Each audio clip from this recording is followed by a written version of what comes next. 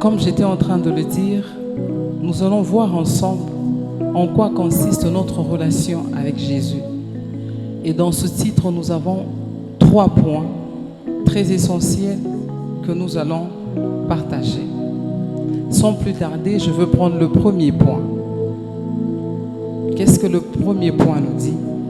Qui est Jésus? Qui est Jésus? Alors nous allons voir cela ensemble dans 1 Jean, chapitre 5, au verset 20.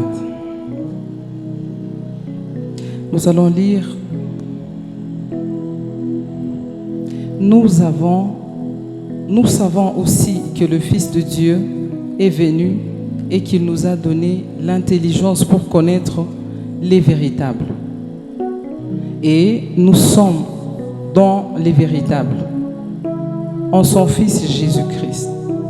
Celui qui est le Dieu véritable et la vie éternelle.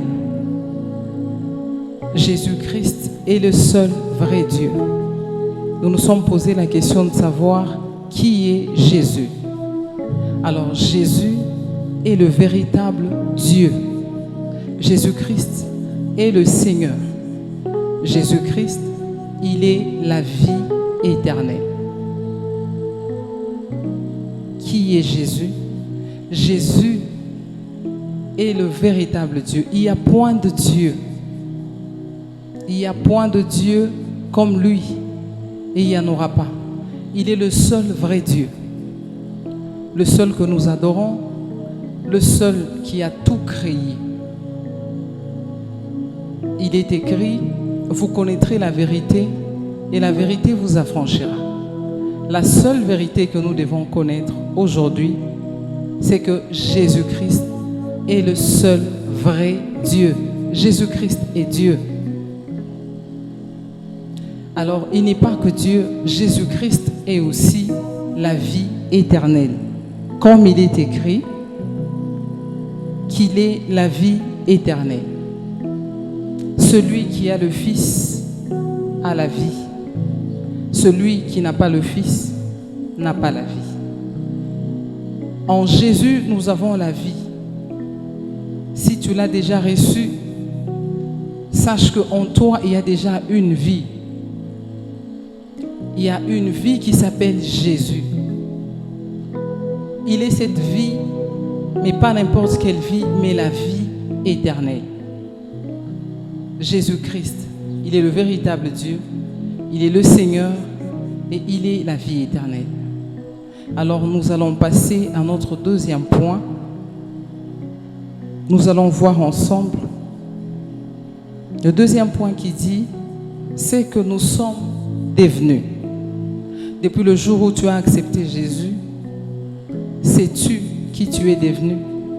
Alors aujourd'hui, nous allons voir ensemble ce que nous sommes devenus en Jésus-Christ. Et nous allons le voir dans 2 Corinthiens, chapitre 5 au 17e verset. Nous allons lire. Si quelqu'un est en Christ, il est une nouvelle créature. Les choses anciennes sont passées. Voici, toutes choses sont devenues nouvelles. Si quelqu'un est en Christ, il est devenu une nouvelle créature. Ça veut dire, il est né de nouveau. Les choses anciennes sont passées. Ça veut dire, depuis le jour où tu as dit oui à Jésus, l'ancienne personne qui était pécheur, le vieil homme qui commettait le mal, qui était dans le péché, est mort. Et c'est comme ça que tu es devenu une nouvelle créature. Tu es né de nouveau. Alors en Jésus, je veux te demander de ne pas te culpabiliser pour ce que tu as fait. Parce que dans la prière d'acceptation, il y a une partie où nous disons à Jésus, merci pour le pardon de nos péchés. Nous sommes nés de nouveau en Christ. Les choses anciennes sont passées. Il est écrit, ne pensez plus aux événements passés. Ne considère plus ce qui est ancien. Voici, je veux faire une chose nouvelle. Ne pense plus à ta vie passée. Ne te culpabilise pas. Ne dis pas, moi j'ai fait ceci, moi je fais cela. Tu as peut-être fait tant de mal. J'ai peut-être fait tant de mal. Mais en Christ, cette vie est passée. L'ancienne personne qui a tué, qui a volé, qui a menti, elle est morte. Nous sommes devenus de nouvelles créatures. Ça, c'est la joie d'être en Christ.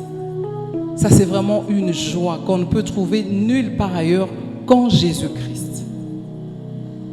Alors, nous allons encore voir quelque chose.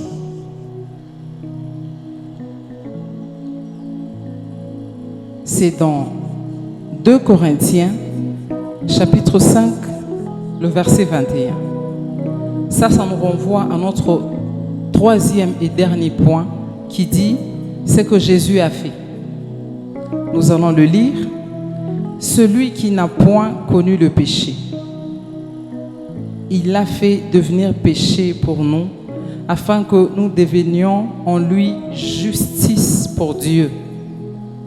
Bien-aimé, Jésus n'a pas commis de péché. C'est toi et moi qui avons péché. Jésus n'a jamais connu de péché. Alors qu'est-ce que Dieu a fait? Dieu l'a fait pécheur pour nous, pour que nous puissions devenir en lui justice de Dieu. Il est venu sur la terre pour prendre ta place. Il est venu sur la terre pour souffrir à ta place. Il est venu sur la terre pour mourir à ta place. Ça, Jésus l'a fait. Il est venu, il a souffert, il est mort.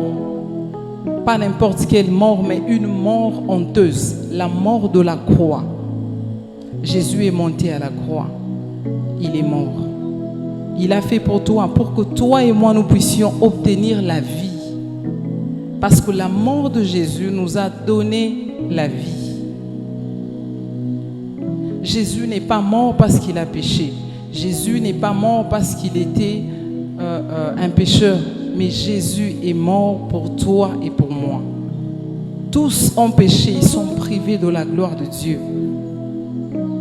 Il est venu prendre notre place. Lui qui est saint, il a pris notre place de pécheur et il nous a justifiés par son sang. Le sang qui a coulé à la croix de Golgotha. Tu es justifié. Ne marche pas comme quelqu'un qui est condamné. Non. Tel que tu es là, tu es injuste. En Jésus, lorsque Dieu nous regarde, il voit des justes.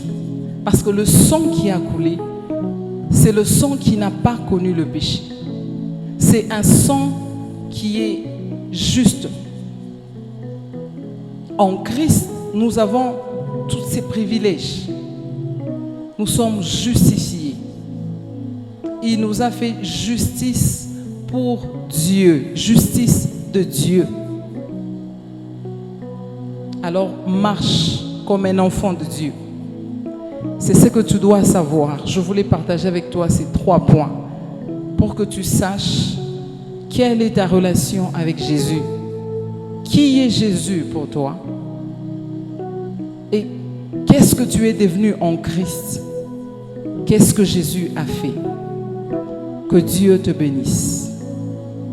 Que tu marches toujours sous un ciel ouvert. Que la grâce de Dieu continue à t'accompagner.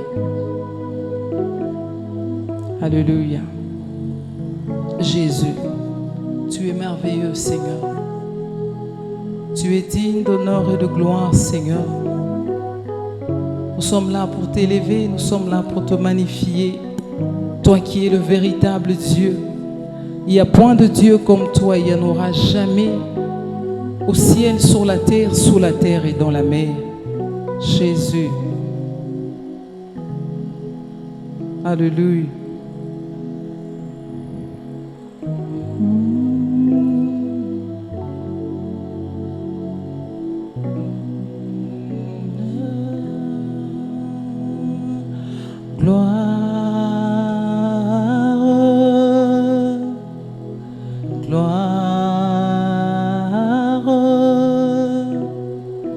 Gloire à l'agneau.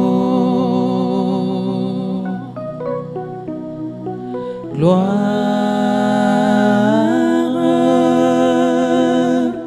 gloire,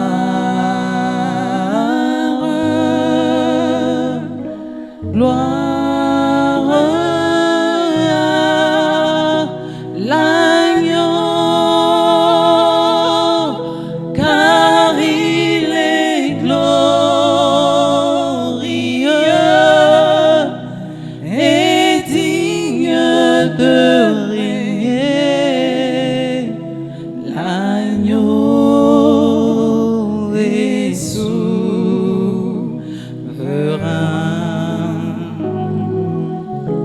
car il est glorieux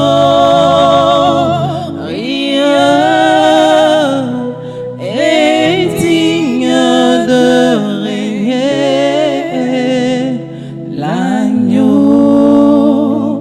est souverain. Nous élevons nos mains, nous élevons nos mains pour l'adorer. L'agneau est souverain. L'agneau est souverain. L'agneau est souverain. L'agneau est souverain. L'agneau est souverain. Jésus n'a pas changé. L'agneau est souverain. Il est toujours le même. L'agneau est souverain.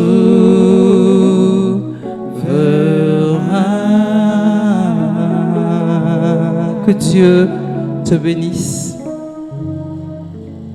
et à la prochaine.